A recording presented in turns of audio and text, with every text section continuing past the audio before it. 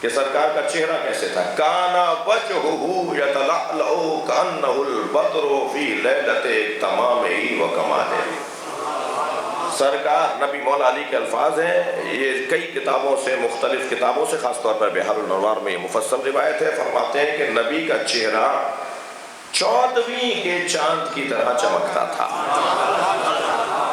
آپ کا چہرہ انور جہاں تشریف فرما ہوتے تھے خاص نور وہاں حاکم ہوتا تھا، اور محسوس ہو جاتا تھا کہ سرکار کی آمد ہے. اگر کسی کو نبی کے آنا، نبی کی آمد اگر نہیں دیکھتا تھا تو نور مصطفیٰ، چہرہ انور مصطفیٰ کی وجہ سے وہاں نور عام ہو جاتا تھا.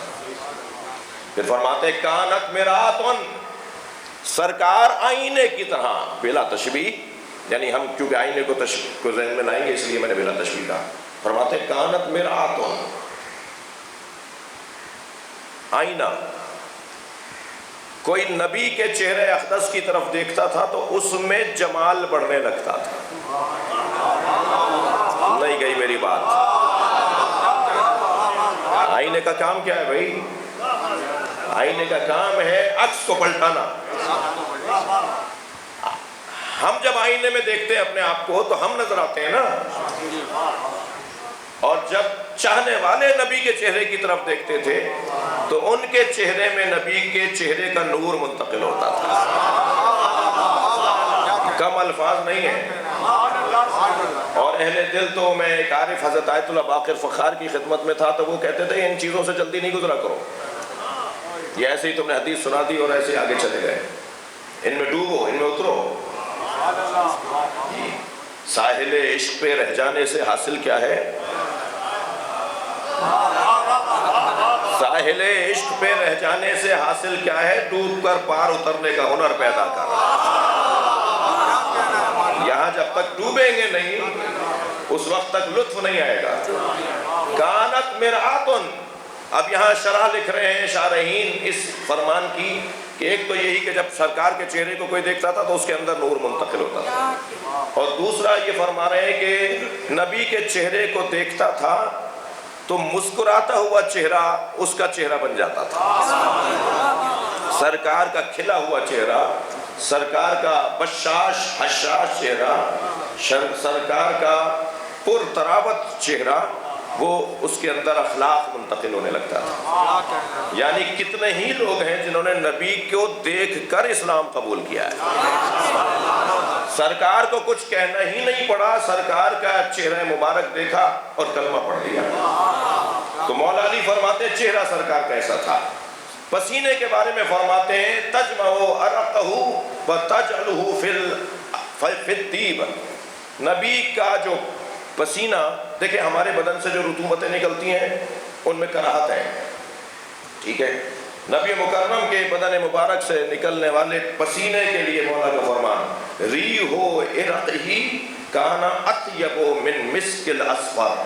نبی کے بدن مبارک سے نکلنے والے پسینے کی خوشبو مشک اور عنبر سے زیادہ تھی. سننے آئے نا سرکار کے فضائل. سنی شیعہ مجمع بھی ہے، اور اگر سنی نبی ہو تو شیعہ علی سے نبی لیتا ہے. ہم اس زاویے سے دیکھنے والے لوگ ہیں. سرکار تو جہاں اگر کہیں 2 دن پہلے خوشبو سرکار کے پسینے کی اور سرکار کی خوشبو، سرکار اگر 2 دن پہلے کہیں سے گزرے ہوتے تھے تو 2 دن بعد آنے والا بتا دیتا تھا کہ نبی یہاں بیٹھے تھے.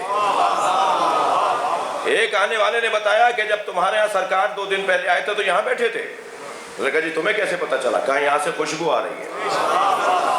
سرکار جہاں بیٹھ جاتے تھے، جہاں سے گزر جاتے تھے، وہاں سے مدتوں خوشبو وہاں باقی رہتی تھی.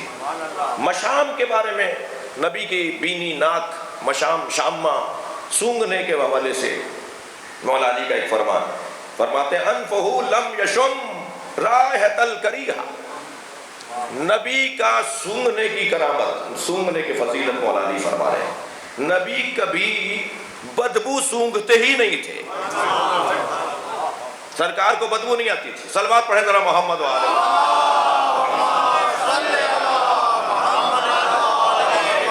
میری مجلس मजलिस में कुछ अंग्रेज भी बैठे हुए हैं, सलवात पढ़े जरा मोहम्मद वाले।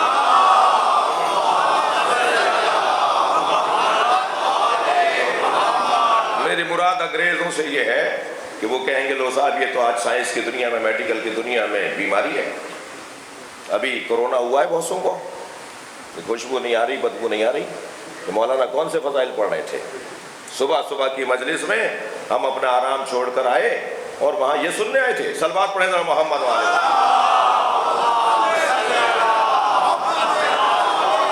इससे बुलंद और बेहतर सलवात नबी की ज़ात।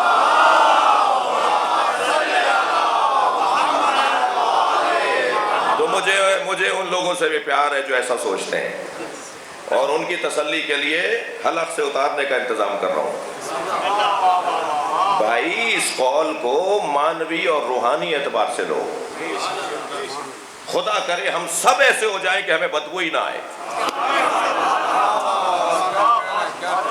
खुदा करे सारी उम्मत मुस्तफा ऐसी हो जाए कि उन्हें मनफी चीज नजर ही ना आती हो। सलवात पढ़े मोहम्मद वाले।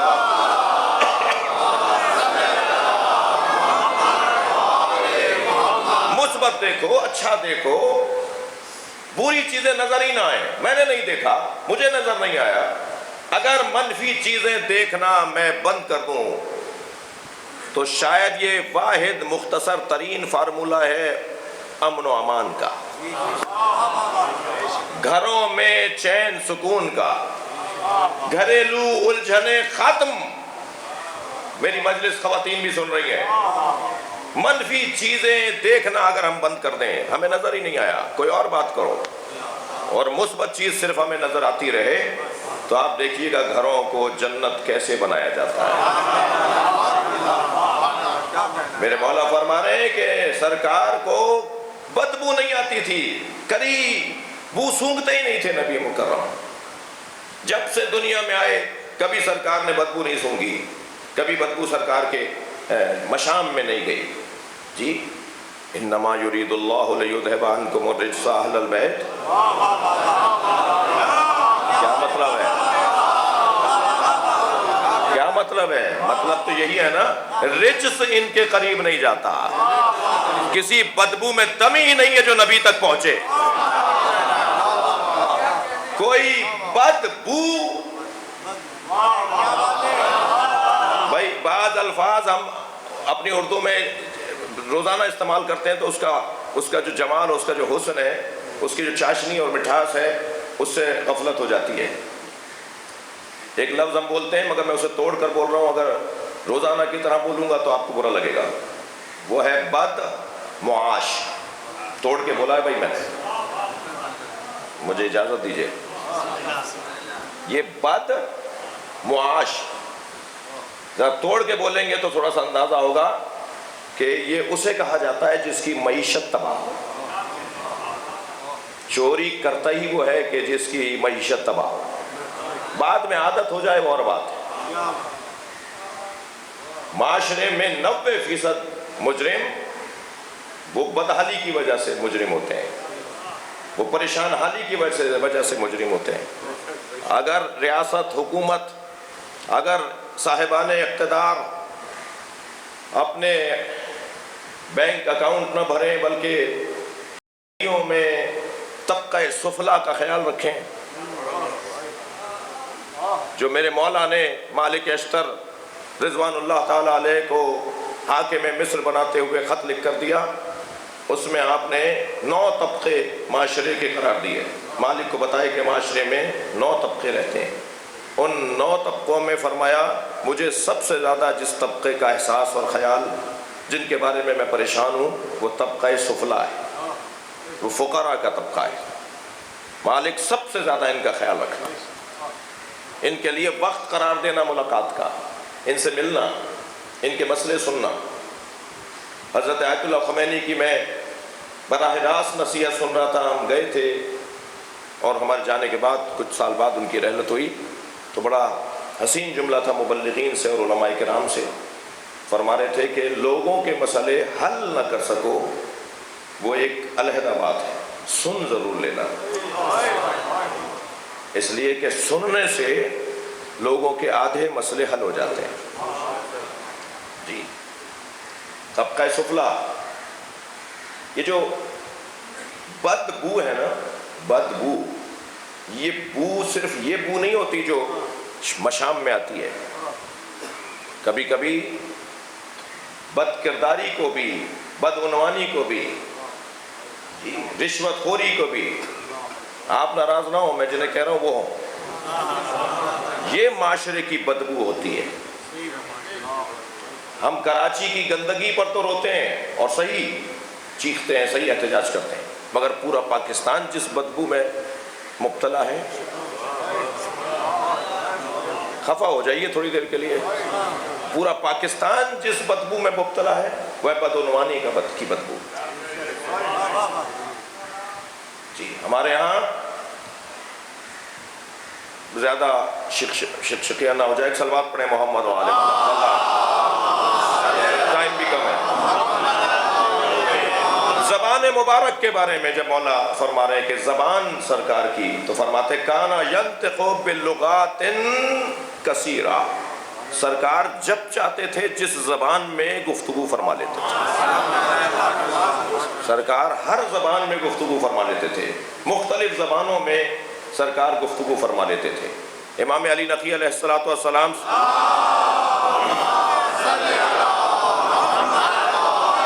آپ سے ہندوستان کا ایک وفد ملنے کے لیے آیا، ہندیوں کا، ہندوستان کا ایک وفد، جی ہندوستان کے لوگ حضرت سے ملنے آئے، تو حضرت نے ان کے بیٹھنے سے پہلے ان کو ہندی زبان میں گفتگو، حضرت نے ان کے بیٹھنے سے پہلے ہندی زبان میں گفتگو شروع کی، اور پھر مکمل گفتگو ہندی میں حضرت نے فرمائی، مولا امام علی نقی۔ وہاں مولا کے ایک صحابی بیٹھے تھے، حضرت نے فرمایا، اس نے حضرت سے فرمایا کہ مولا آج تک ہم نے آپ کو یہ زبان بولتے ہوئے نہیں سنا، فرمایا آج ہم ارادہ کر رہے ہیں اور بول رہے ہیں۔ کہ مولا یہ مختلف زبانیں آپ جانتے ہیں؟ فرمایا ہم مختلف زبانوں کو، کثیر زبانوں کو جانتے ہیں، اور امام کی امامت کی علامتوں میں سے ایک علامت یہ ہے کہ امام ہوتا ہی وہ ہے جو ہر زبان کو جانتا ہو۔ اور پھر جب اس کا شوق اور اس کی توجہ دیکھی اس صحابی محترم کی، تو امام نے ایک کنکر اپنے دہن میں رکھا، چھوٹا سا ایک کنکر اپنے منہ میں رکھا، کچھ دیر کے بعد اسے نکال کے دیا اور فرمایا اسے اپنے منہ میں رکھ لو، تم 70 زبانوں کے عالم ہو جاؤ گے۔ لہٰذا وہ 70 زبانوں کا عالم ہو گیا اس کنکر کو اپنے دہن میں رکھنے کی وجہ سے۔ میں چھوڑ رہا ہوں، ہر باب میں کچھ نہ کچھ اور بات بھی ہے۔ سرکار کے ہونٹوں کے بارے میں مولا علی کا کیا فرمان ہے؟ فرماتے ہیں الا شفت ہی السفلا خال، آپ کے نیچے والے ہونٹ پر، بلا تشبیہ، آپ کے نیچے والے ہونٹ پر ایک تل تھا۔ فرماتے ہیں الا شفت ہی السفلا خال، آپ کے نیچے والے ہونٹ پر ایک تل تھا، لوگ اس تل میں ہی گم رہتے تھے۔ اللہ اکبر، آیت اللہ خمینی نے تو پوری غزل کہہ دی اس تل کے اوپر، من بخال لبت اے دوست گرفتار شدم، اے میرے معشوق میں تیرے لبوں پہ رکھے ہوئے تل کا اسیر ہوں۔ آیت اللہ خمینی فرماتے ہیں من بخال لبت اے دوست گرفتار شدم، چشمے بیمار ترا دیدم و بیمار شدم، آپ کی آنکھوں کا ہی میں تو بیمار ہو گیا، میں آپ کی آنکھیں دیکھتا ہوں تو اسی میں گم رہتا ہوں، لب دیکھتا ہوں تو اسی میں گم ہو جاتا ہوں۔ مولا انگلیوں کے بارے میں فرماتے ہیں کہ سرکار کی، آپ لوگ تھک تو نہیں رہے، بس تھوڑا مجھے اجازت دے دیجئے، آج یہ 2 منزلیں اور آگے آ جاؤں۔ مصائب کا دن بھی ہے، رونے کا دن بھی ہے، 6 محرم ہے، مگر مجھے سوچا ہے کہ یہ تھوڑی سی آپ کو ہدیات آپ کی خدمت میں، میرے پاس تو یہی تحفے ہیں آپ کو دینے کے لیے۔ تو مولا علی نبی مکرم کی انگلیوں سے متعلق فرماتے ہیں تفجرت من بین اصابعہ عیون الماء، من بین اصابعہ عیون الماء۔ جنگ، معاف کیجیے گا، صلح حدیبیہ میں جب آ کر سرکار کا قافلہ رکا تو پانی کچھ فاصلے پر تھا، تو ایک صحابی ذرا پیاس کی شدت سے مضطرب تھے، تو انہیں پانی جہاں تھا وہاں لوگ جا رہے تھے، مگر یہ وہاں نہیں گئے، کٹورا لے کے نبی کے سامنے آ گئے، اردو میں مجلس پڑھو بھائی. کٹورا لے کے نبی کے سامنے آ گئے اور کہنے لگے یا رسول اللہ پانی دیجئے. واہ, سرکار سے کہنا یا رسول اللہ پانی دیجئے, تو حضرت نے اپنی انگلیاں ان کے کٹورے میں ڈال دی. سرکار کی انگلیوں کے درمیان سے پانی بہنے لگا. عزیزان گرامی, اور آگے بڑھ رہا ہوں, چھوڑ رہا ہوں بہت ساری چیزیں, اور پھر مولا علی نبی کے پیروں سے متعلق ارشاد فرماتے ہیں کہ نبی کے پیر کیسے تھے. فرماتے ہیں ارسلہا فی بئر ماؤہ اجاج فعذبا. حضرت ابو ذر غفاری کے گھر تشریف لے گئے, کھانا تھا, دعوت تھی. حضرت ابو ذر غفاری نے دسترخوان لگایا اور پانی لینے کے لیے حضرت ابو ذر دور سے گھڑا بھر کر لائے. تو آپ نے فرمایا تم یہ کہاں سے لے کر آئے ہو؟ کہا جی فلاں جگہ سے لے کر آئے ہوں, وہاں میٹھے پانی کا کنواں ہے. تو حضرت نے فرمایا تمہارے گھر کا کنواں؟ کہا وہ کڑوا ہے. حضرت نے فرمایا تم نے ہمیں پہلے نہیں کہا. سرکار دسترخوان سے اٹھے اور کنویں کی منڈیر پر بیٹھ گئے, اور سرکار نے اپنے دونوں پیر کنویں کے اندر ڈال دیے. پانی نبی کے پیروں کا بوسہ دینے کے لیے اوپر آیا. سبحان اللہ. اور نبی کے پیروں سے مس ہوا تو مولا علی فرماتے ہیں کہ وہ جو بئر, وہ جو کنواں تھا, وہ کڑوے پانی کا تھا, پھر ایسا میٹھا ہوا کہ شہد سے زیادہ شیریں ہو گیا.